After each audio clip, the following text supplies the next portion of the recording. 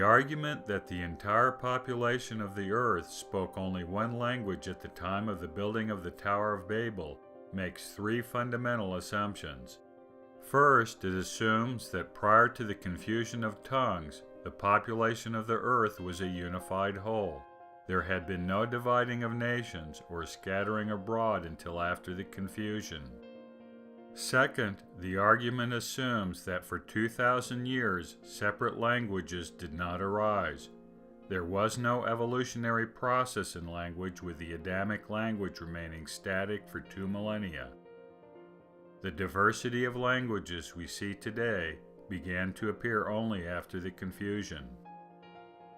Third, the argument requires that the original Hebrew, Eretz, translated as whole earth in the King James Version, be understood in the global and not local sense. Eretz can refer to the entire earth, but can also refer to a more localized portion of the earth, such as land, country, or tribal territory. Each of these three assumptions are not supported by the Genesis account. In fact, the first two assumptions are flatly contradicted.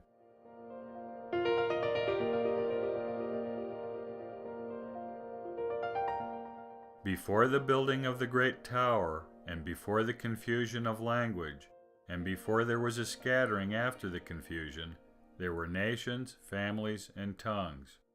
The chapter preceding the story of the tower records that after the flood, Noah divided up the earth amongst his posterity.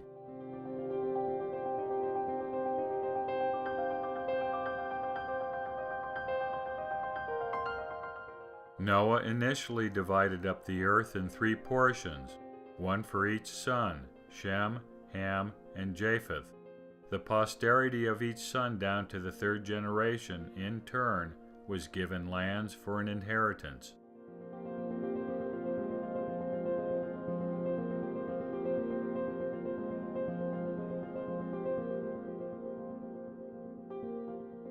In all, there were 70 nations and 70 lands.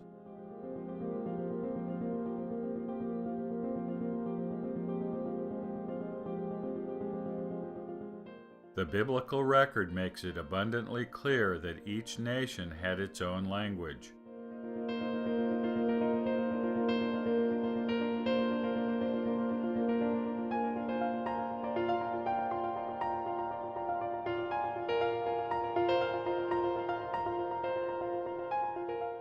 In other words, there were 70 separate tongues or languages throughout the world prior to the building of the tower.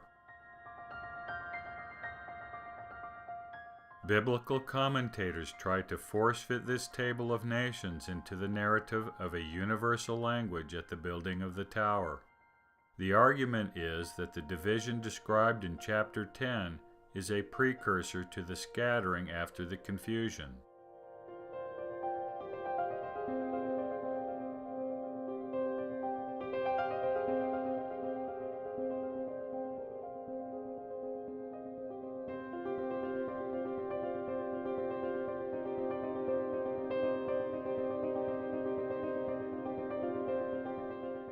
But this is putting the cart before the horse. If the division of nations described in chapter 10 occurred after the confusion described in chapter 11, then why did the author not simply place the chapters in true sequential order? Isn't it more reasonable to assume that the sequence of events in the narrative is the true sequence of events?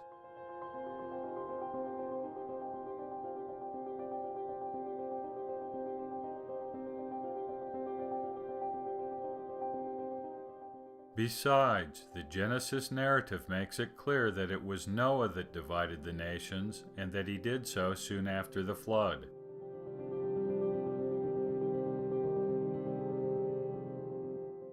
Jewish legend supports the idea that the dividing up of nations was initiated by Noah and completed by his 3 sons.